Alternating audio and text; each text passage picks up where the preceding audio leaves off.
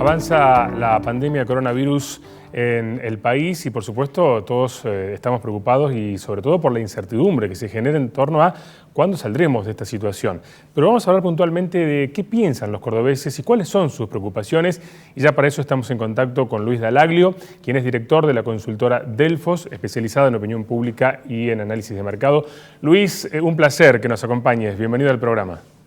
¿Qué tal? Gracias a ustedes por la invitación.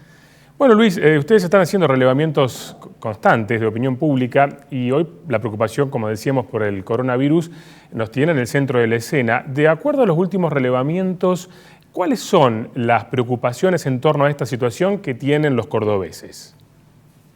Bueno, fundamentalmente te diría que nosotros desde que comenzó la pandemia venimos midiendo, arrancó con una centralidad muy importante, la preocupación por el coronavirus.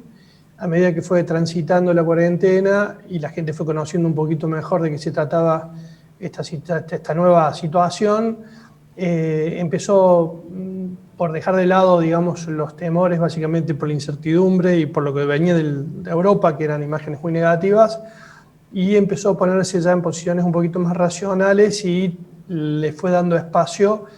a la agenda permanente que tiene que ver fundamentalmente con temas económicos, con los problemas que se vienen heredando en la Argentina y que obviamente la pandemia profundizó y puso a muchos sectores en situación de mucha crisis. Te diría que hoy es como que está haciendo una panza y está volviendo la preocupación por el coronavirus, obviamente ya no por aquello que era desconocido, sino por aquello que es conocido y tiene este virus que no se lo ve, que es invisible. Se hace visible cuando tenés a un conocido con nombre y apellido y entonces, como se dice vulgarmente, las balas empiezan a pegar cerca, la preocupación vuelve y obviamente el temor también vuelve con ello. Nosotros hemos visto cómo en las últimas mediciones volvió a crecer el temor por el contagio, que es una de las preocupaciones centrales. Obviamente tratar de evitar el contagio de las personas mayores es otra de las preocupaciones que tienen sobre todo los adultos jóvenes. Y este tema no deja de competir con lo que decíamos recién, aunque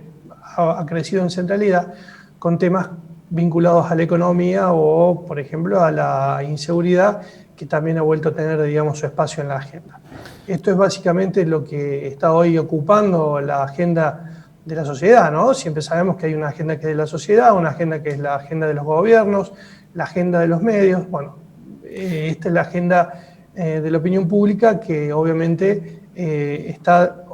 tallando, digamos, y está siendo el prisma de donde la población está mirando la realidad. Claro, Luis, y vos recién mencionabas el hecho de que hoy sentimos que podemos contagiarnos, que está cada vez más cerca y por eso tal vez, por lo que vos planteabas, vuelve esa preocupación en torno a la enfermedad. Y en Córdoba particularmente estamos asistiendo, como en muchos otros lugares del país, a un crecimiento en los contagios. Y ustedes también estuvieron investigando acerca de ¿a qué atribuyen los cordobeses este crecimiento? ¿Qué pudieron relevar en ese sentido? Bueno, fundamentalmente la principal responsabilidad los propios cordobeses se la asignan a los propios cordobeses, ¿no? Al comportamiento. Esto ha ido bajando en las últimas 3 mediciones que hicimos, descendió un poco. Obviamente también tienen que ver el rol de los ámbitos públicos. Hay siempre presente una proporción de cordobeses que le asigna responsabilidad a la propia dinámica del virus, de la pandemia, pero en las últimas mediciones hemos visto cómo bajó un poco la responsabilidad de gente y creció la responsabilidad de las autoridades, es decir, como que también empieza a ser responsabilidad del gobierno de los gobiernos en estas nuevas etapas, en los mecanismos de control para que se cumplan las pautas y protocolos que están establecidos. En un escenario donde está bastante complicado el tema, porque también está complicado el ejercicio de la autoridad, ¿no? Hoy tenemos una población que tiene, como vos decías recién al comienzo de la entrevista, no tiene perspectivas porque no sabe cuándo va a terminar la pandemia, tiene incertidumbre económica porque la crisis se ha profundizado, tiene miedo porque tiene miedo a contagiarse, y todo esto está conformando un combo en donde la gente, y se agrega un elemento más que es el hartazgo por el tiempo que hace ya que existen restricciones, ya no, por más que no existe una cuarentena tal cual la conocimos al comienzo de la pandemia, sigue habiendo restricciones que también, digamos, condicionan el estado emocional de la población. Esas cuatro dimensiones que estoy planteando están llevando a la sociedad a una suerte de rebeldía, una rebeldía que se pone de manifiesto en todos los órdenes donde aparece algún tipo de autoridad. Y esto me parece que hace que la autoridad que existen en todas las organizaciones sociales tengan, digamos, una complicación para ser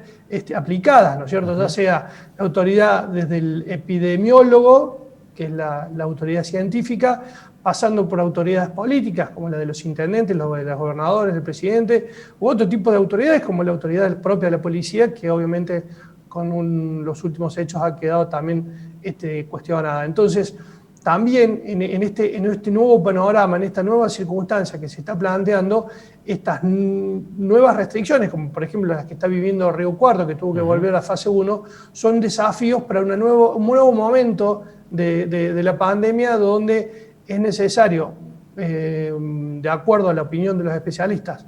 hacer restricciones, pero donde la autoridad va a tener dificultades o va a tener que cambiar, adecuarse a esta nueva etapa, teniendo en cuenta esto que te planteaba recién. Sí, de hecho, Luis, como bien decís vos, hoy se debería en muchos distritos volver a fase 1, pero sería inviable, la gente no toleraría esto, y esto las autoridades lo saben. Por eso también dificulta todo este proceso. Y te llevo un poco más ahora al plano político, teniendo en cuenta tu análisis de la realidad y tus conocimientos en este sentido. La imagen desde el presidente para abajo, bueno, no es igual en todos los ámbitos políticos, pero la imagen presidencial particularmente empezó muy arriba, después fue cayendo un poco por el hartazgo también de la gente en esta situación. En este sentido te pregunto, ¿cuál es el nivel de opinión hoy del cordobés en cuanto a la figura del presidente y también del gobernador en torno a esta pandemia? Sí, te diría, el presidente está en torno a los 42 puntos de aprobación y 33 puntos de imagen positiva, es decir, está por encima de la cantidad de votos que obtuvo en las elecciones de octubre del año pasado. Arrancó en 28-29 antes de la pandemia, subió y llegó a estar en el orden del 65%. Nosotros sabíamos que eso era una situación especial, digamos, que no existen, digamos, por lo menos que del tiempo que hace que yo vengo midiendo, fenómenos que puedan modificar la opinión de un dirigente político en 30 puntos. Es decir, estábamos realmente en una situación extraordinaria como es la propia pandemia, y obviamente todo esto que te estuve comentando, que fue el proceso que hizo la opinión pública, fue sincerando de nuevo todo aquello que tenía que ver con la pandemia estrictamente, donde el gobierno nacional siempre fue reconocido positivamente, digamos, y lo que empezó a ser, digamos, también los rasgos propios de su perfil político, de su modelo político, que obviamente hizo que, sobre todo en Córdoba, donde hay un antikirchnerismo muy fuerte, bajara la imagen de nuevo a estos 33 puntos de imagen positiva y estos 42 puntos de aprobación. Son dos cosas distintas, ¿no? La imagen positiva y la aprobación. Una cosa es más racional, la aprobación, y la opinión tiene elementos más emocionales. En el caso del gobernador, el gobernador se mantiene en los niveles que obviamente ingresó en la pandemia. Tuvo un descenso en algún momento porque la situación económica así lo empezó a marcar, y fue el momento en que bajaron prácticamente todos los gobernantes de la Argentina, y ahora volvió, te diría, las últimas 2 semanas a recuperar aprobación e imagen positiva, cercana la aprobación a los 60 puntos positivos, con lo cual está ya de nuevo, digamos, en los niveles prácticamente históricos. Y en el caso del intendente, de Martín Darzona, sí, que venía, digamos, ahí en un proceso de definición también, donde además se agregaba mucha gente que no opinaba, porque obviamente recién empezaba a gobernar, ahora empezó a sincerarse y también logró romper, digamos, un estadio digamos, de estabilidad en una opinión entre positiva y regular, y ahora vuelve a tener, digamos, vuelve a crecer y pasa, digamos, en los 40 puntos de aprobación, está cerca del 45% de aprobación, con lo que es la primera medición que nosotros detectamos un crecimiento importante. En eso, en el ámbito de los gobernantes. Pero te diría que el rasgo más importante de lo que está pasando con los dirigentes políticos es con aquellos que son referentes de la grieta. Tanto Mauricio Macri como Cristina Fernández de Kirchner, sus deterioros han sido muy importantes y te diría que con el transcurso de la pandemia y a medida que la gente fue dejando el coronavirus de lado y a mirar de nuevo la política, se fue deteriorando mucho más la imagen tanto de Mauricio Macri como de Cristina Fernández de Kirchner, que me parece que de alguna manera también ese es el mensaje de cansancio que está teniendo la población, al menos los cordobeses, respecto de esta tensión que siempre está marcando la grieta. Bueno, y esta tensión, como vos mencionás, que marca la grieta, se reavivó en estos días en Buenos Aires a partir de la decisión del Gobierno Nacional de quitarle fondos a la Ciudad de Buenos Aires, trasladarlos a la provincia y toda la polémica que se generó en torno a esta situación. Esto, en el plano más que nada de la oposición, ¿cómo le puede redundar a Larreta en cuanto a su imagen, en cuanto a su posicionamiento? Mira, nosotros hemos medido tanto a Larreta como a Axel Kicillof en la provincia de Córdoba. Son dirigentes que primero tienen niveles de desconocimiento o de falta de opinión bastante elevados, porque obviamente son gobernantes de otros distritos, que si bien tienen mucha presencia en los medios nacionales y obviamente en la política también transita mucho por esos dos distritos, en términos de construcción de opinión, no necesariamente la televisión o la radio o el diario te termina construyendo una opinión plena, ¿no?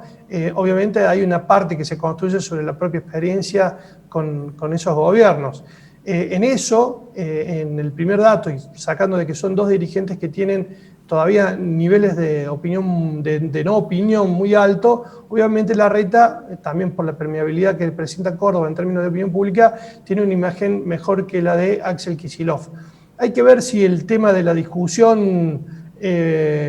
por este punto y poquito más que le toma la provincia de Buenos Aires a la capital es un tema que genere algún tipo de interés más allá de la opinión política que pueda generar este hecho. Yo creo que va a estar dentro, no va a ser un hecho significativo como para que se modifique en favor o en contra de alguien, va a estar, digamos, entre los ruidos que hoy escucha y mira la gente que está pasando en un panorama político que está transitando, en el caso de los cordobeses, muy lejos de la agenda cotidiana y de las problemáticas de todos los días. Luis, ya con lo último, en un minuto, ¿vos considerás que después de esta situación va a emerger un nuevo tipo de liderazgo para relacionarse con la sociedad a partir de la sensibilidad que hay en la sociedad? Sí, el tema de los liderazgos, este es un tema muy de fondo, ¿no? Me parece que Argentina viene de una cultura presidencialista muy fuerte. Mauricio Macri había sido el primer presidente con un estilo más distinto, digamos. Es más, le había tocado gobernar con un parlamento en contra, o no con mayoría propia, lo cual se suponía que podría ser una suerte de liderazgo diferente a los tradicionales que caracterizaron fundamentalmente el justicialismo, pero también en alguna medida al radicalismo, porque tienen, digamos, raíces parecidas. Bueno, pero tampoco funcionó ese liderazgo, y hoy te diría que hoy la sociedad está esperando más las soluciones de lo que votó el año pasado que pensando en una nueva opción para dentro de 3 años. Es decir, claro, hoy tiene que vivir 3 años más, entonces la expectativa va a estar centrada todavía en que los actuales dirigentes se puedan poner de acuerdo en algún momento, y sí me parece que la pandemia lo que ha hecho es, de alguna manera, así como lo cambió en otros órdenes de la vida, al paradigma, por ejemplo, para consumir y para un montón de otras cosas, para educarse y demás, también a la hora de la construcción de la opinión política va a haber nuevos parámetros y nuevos paradigmas. Ya no se construye sobre la base de lo que venimos conociendo, sino que van a tener que empezar a involucrarse mucho más seriamente en la agenda de la población, porque la sociedad está prácticamente con los límites de tolerancia absolutamente agotados. Luis, la verdad que agradecido, muy completo tu análisis, muy concreto como siempre. Nuevamente gracias por acompañarnos hoy.